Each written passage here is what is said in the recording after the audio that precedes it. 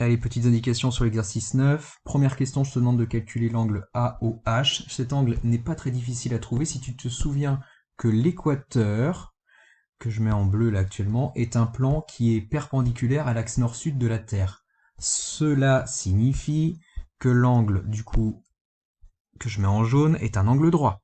Si c'est un angle droit, bah c'est assez simple de déterminer l'angle AOH. Une fois que tu as déterminé l'angle AOH, tu passes à la question B, où je te demande d'en déduire. En déduire veut dire qu'il faut faire appel à la question d'avant, au résultat que tu viens de trouver. Je te demande d'en déduire le rayon du cercle C, donc le rayon de ce cercle bleu. Le rayon de ce cercle bleu, c'est quoi? C'est AH.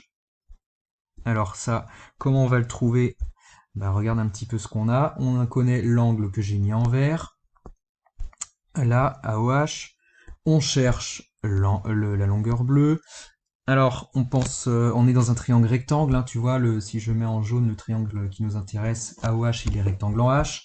Donc, soit tu fais Pythagore, soit tu utilises la trigonométrie. Là, on est plus parti sur de la trigonométrie vu qu'on connaît un angle. Alors, il nous faut quand même une autre longueur. Cette longueur-là, OH, tu peux laisser tomber, on ne la connaît pas. Par contre, la longueur OA, on la connaît. En fait, c'est le rayon de la Terre. Ça part du centre et ça va vers un point qui est à la surface de la Terre. C'est donc le rayon de la Terre. Alors, chose que j'ai oublié de rappeler, j'aurais peut-être dû le rappeler, c'est que le rayon de la Terre... Alors, souvent, on prend 6400 km. Là, je te propose de prendre une valeur un petit peu plus précise, celle qu'on trouve sur Internet, 6371 km en moyenne. Donc on peut prendre ça et du coup utiliser cette valeur-là pour trouver cette longueur AH. Donc tu sélectionnes la bonne formule, sinus, cosinus, tangente, tu trouves celle qui est adaptée à cette situation et tu vas trouver facilement, j'espère, la longueur AH, c'est-à-dire le rayon du cercle C. Une fois que tu as ce rayon, et tu peux enfin passer à la toute dernière question. C'est la question à laquelle je voulais arriver, hein. Je te parle de deux villes qui sont toutes les deux à la même latitude, 48 degrés nord. Donc elles sont toutes les deux sur ce parallèle. Ouais, c'est ça. Il y a une ville qui est en France et donc qui est légèrement, tu vois, à l'ouest du méridien de Greenwich. Donc le méridien de Greenwich n'est pas loin, je le placerai par là. Et l'autre est à 37,8 degrés est, donc elle est située à l'est de ce méridien. L'autre est située légèrement à l'ouest. Tu vas avoir besoin de trouver l'angle entre ces deux villes. Entre ces deux villes, si tu pars du centre de la Terre, tu vois, ça forme un angle. Je le mets en rouge là.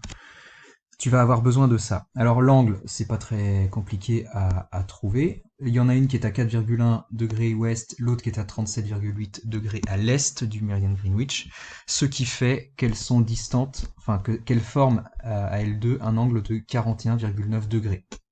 L'angle que j'ai mis en rouge fait 41,9 degrés. Alors, comment est-ce qu'on va calculer cette longueur que je vais mettre en bleu là? C'est un arc de cercle, cette longueur.